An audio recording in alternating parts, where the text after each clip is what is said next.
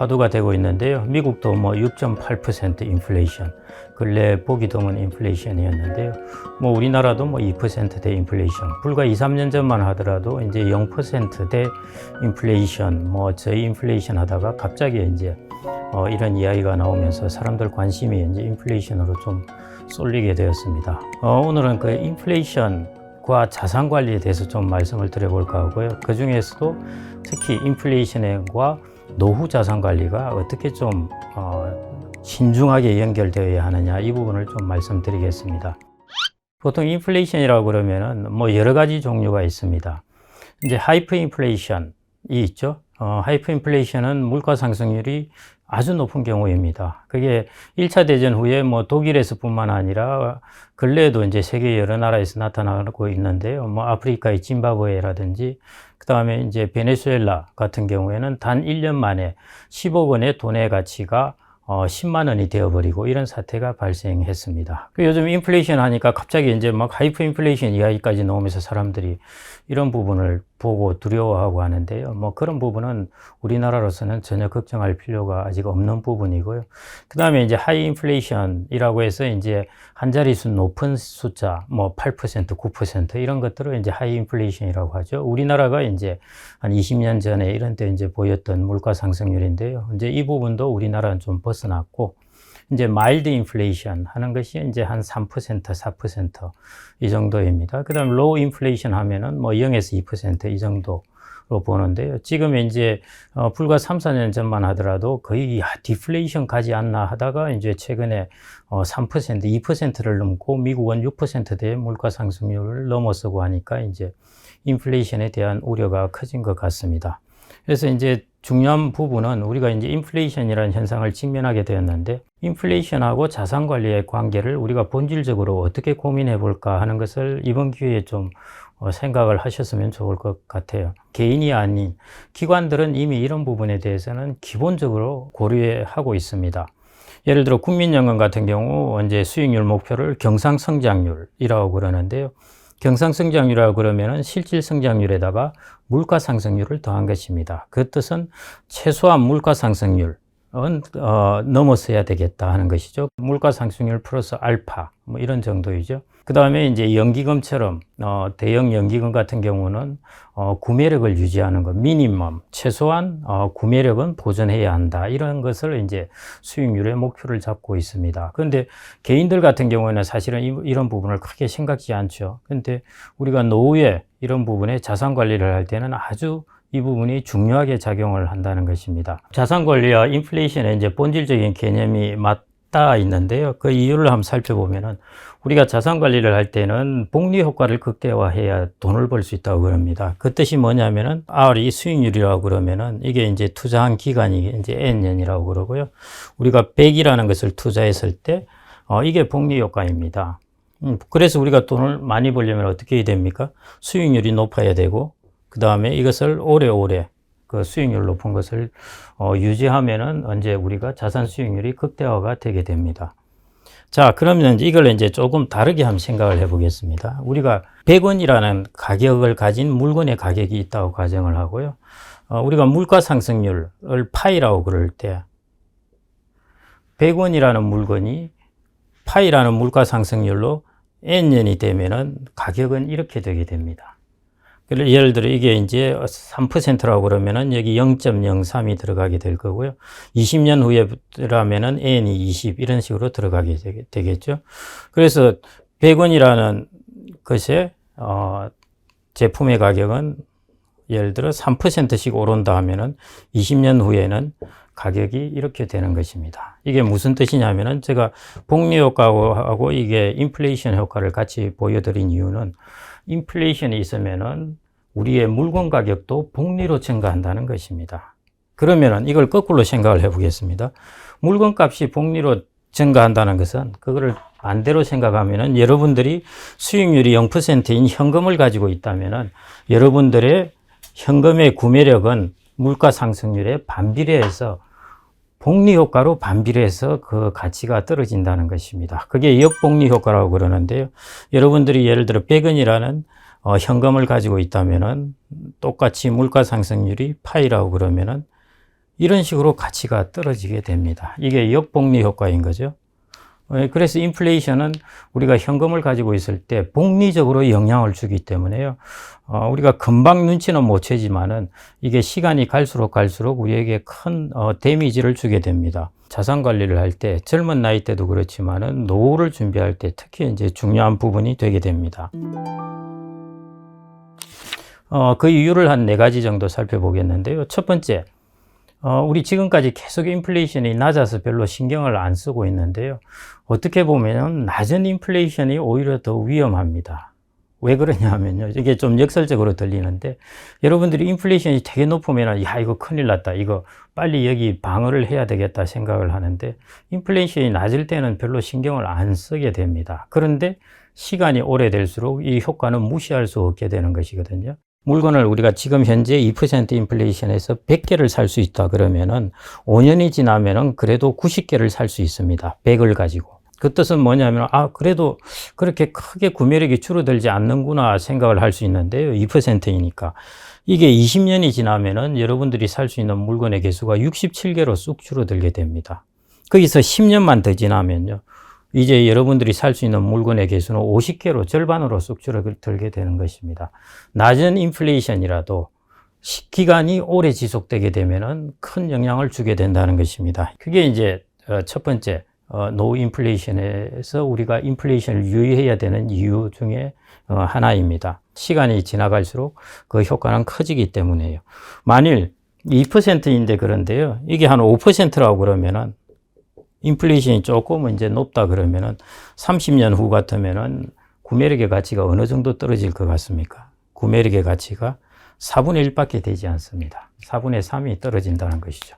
그러니까 인플레이션이 낮을 때나 높을 때나 우리가 시간을 길게 봤을 때는 인플레이션은 우리가 절대적으로 유의해야 된다는 것입니다. 그래서 우리가 고혈압을 침묵의 암살자라고 부르거든요. 그래서 우리는 인플레이션도 침묵의 암살자라고 부릅니다. 낮은 인플레이션일지라도 시간이 오래 가면은 우리의 구매력을 크게 손상시킬 수 있기 때문에요. 이 부분을 여러분들이 이제 반드시 피하는 자산 관리를 해야 되는 것입니다. 그 다음에 두 번째, 지금 장수 시대지 않습니까? 이제 60세 우리가 퇴직을 해서 자산 관리를 한다 그러더라도 40년 정도는 이제 수명이 길어지기 때문에 자산 관리를 해야 되는 것입니다. 자기의 돈을 가지고 40년 후에도 쓸 수 있다는 것이니까요. 아까 여기서 보시듯이 제가 40년까지 안 가고 30년까지만 가더라도 구매력이 2% 인플레이션에도 구매력이 절반으로 뚝 떨어지지 않습니까? 그래서 장수 시대에는 더욱더 인플레이션을 우리가 방어하기 위해서 적극적으로 노력해야 된다는 것입니다. 그 다음에 세 번째 이제 말씀드리겠습니다. 세 번째, 여러분들이 노후에 직면하는 인플레이션은 몇 % 정도로 봐야 할까요? 보통 보면 우리가 CPI, Consumer Price Index에서 소비자 물가 지수를 가지고 물가 상승률을 계산합니다.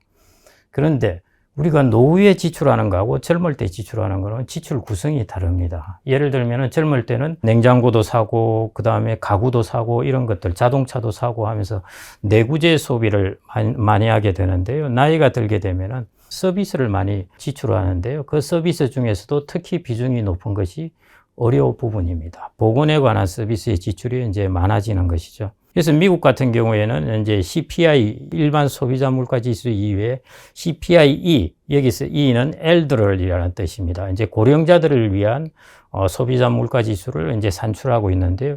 여기서 이제 물가 구성을 보면은 일반 소비자 물가 지수 같은 경우에는 의료 서비스의 비중이, 지출의 비중이 5%가 들어가는데 CPI-E에는 의료 서비스의 비중이 11%가 들어갑니다. 약 2.2배가 이제 더 비중이 높은 것이죠. 그러니까 이제 우리가 노후에는 그럼 무슨 물가 상승률을 봐야 되느냐? 상대적으로 의료 서비스 가격이 올라가면은 노후에 직면하는 물가 상승률은 더 높은 것입니다. 미국 같은 경우는 CPI보다 CPI-E가 매년 대략 0.5% 정도 물가 상승률이 더 높습니다. 왜냐하면 통상적으로 내구재 가격은 별로 안 오르는데 서비스 가격은 계속 꾸준히 오르는 경향이 있기 때문에요. 상대적으로 서비스의 비중이 높은 지출 구조를 가진 그런 이제 물가 지수는 더 높게 되는 것입니다. 더 상승률이 높게 되는 것이죠. 그게 이제 노후에 직면하게 되는 물가 상승률입니다. 그래서 여러분들은 노후에는 CPI를 볼 게 아니라 자기가 직면하는 좀 더 서비스 가격이 들어간 그런 이제 물가 상승률을 생각해야 됩니다. 그래서 CPI보다는 조금 더 높게 물가 상승률을 상정해야 되는 것이고요. 이제 제일 중요한 네 번째 이유, 우리가 노후 자산 관리를 할 때 인플레이션을 특히 신경을 써야 되는 것이 이 네 번째 이유가 제일 중요한데요. 젊을 때는 인플레이션을 크게 신경을 안 쓰더라도 인플레이션을 방어할 수 있습니다. 젊을 때는 근로소득을 주로 얻죠. 그 다음에 자산을 운용하더라도 투자자산을 많이 운용합니다. 투자자산이라 하면 주식이라든지 뭐 부동산이라든지 이런 것을 많이 운용하는데요. 근로소득은 여러분들이 물가가 오르면 소득도 올라가죠. 대부분 올라갑니다.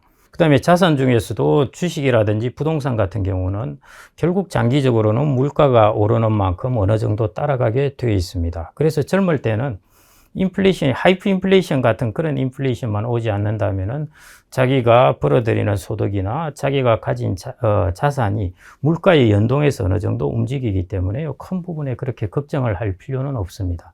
근데 노후에는 왜 걱정을 해야 됩니까? 근로소득이 없어집니다. 그렇기 때문에 물가가 오르면은 자기의 소득도 따라서 증가할 부분이 사라지는 것입니다. 그 다음에 두 번째, 노후에는 주식을 많이 하겠습니까? 예금을 많이 하겠습니까? 당연히 노후에는 안전해야 된다고 생각해서 예금이라든지 장기 채권 이런 걸 많이 하게 됩니다.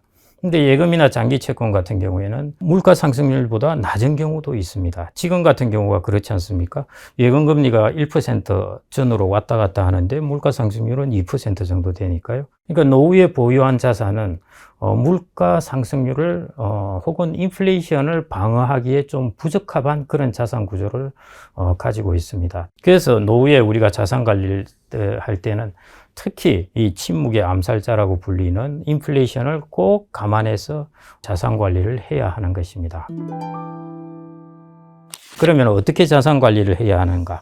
혹은 어떻게 대처해야 하는가? 심플하게 이것도 네 가지 정도로 말씀드리겠는데요. 첫 번째, 우리가 보는 소비자 물가 상승률보다 여러분들이 목표로 하는 혹은 여러분들이 예상하는 물가 상승률을 좀 더 높게 잡아야 됩니다. 어느 정도 높게 잡아야 되느냐? 소비자 물가 상승률보다 한 2에서 4% 정도, 그 사이 정도는 더 높게 잡아야 되는 것입니다. 예를 들어 여러분들이 장기 소비자 물가 상승률을 2% 정도로 사회가 기대하고 있다면은 여러분들이 노후에 자산 관리할 때 내가 지출할 부분의 가격 상승은 대략 한 5% 전후 정도 잡고 여러분들이 앞으로 내가 지출을 이런 정도로 내가 지출할 항목의 가격은 이렇게 올라가겠구나 하는 생각을 해야 되는 것입니다. 그 다음에 이제 두 번째인데요. 그러려면 이제 수익률 목표를 여러분들이 잡으실 텐데 수익률 목표는 원리금 보장이 수익률 목표가 아닙니다. 구매력을 최소한 보장하는 수준은 수익률을 얻어야 된다는 것입니다. 그럼 제가 아까 일반 소비자 물가 지수보다 한 2에서 4% 높게 잡는다면은 한 5% 혹은 4에서 5% 정도가 노후 물가 상승률로 봐야 되는데요. 여러분들의 수익률 목표도 대충 이 정도는 잡아야 여러분들의 구매력을 유지할 수 있다는 것입니다. 그 다음에 이제 세 번째는 결국은 이제 행동 강령이 그대로 이어지게 되는데요. 여러분들이 자산 관리할 때 구매력을 보존할 수 있는 자산을 편입해야 됩니다. 예금 구매력을 보존할 수 있습니까? 원리금은 보존하지만은 구매력은 보존해주지 못하게 됩니다. 단기 채권 특히 이제 구매력 보존하기 힘들고 장기 채권도 물가 변동이 좀 클 때는 물가의 리스크가 있고 그렇게 되게 됩니다. 그래서 구매력을 보존할 수 있는 자산을 편입해야 되는데 구매력을 보존할 수 있는 자산이 어떤 자산일까요? 실물 자산입니다. 여러분들이 실물 자산 하면은 꼭 무슨 커머더티, 원유, 뭐 금 이런 걸 생각하시는데요. 그런 실물 자산 말고도 많이 있습니다. 부동산도 대표적인 실물 자산이고요. 주식도 대표적인 실물 자산입니다.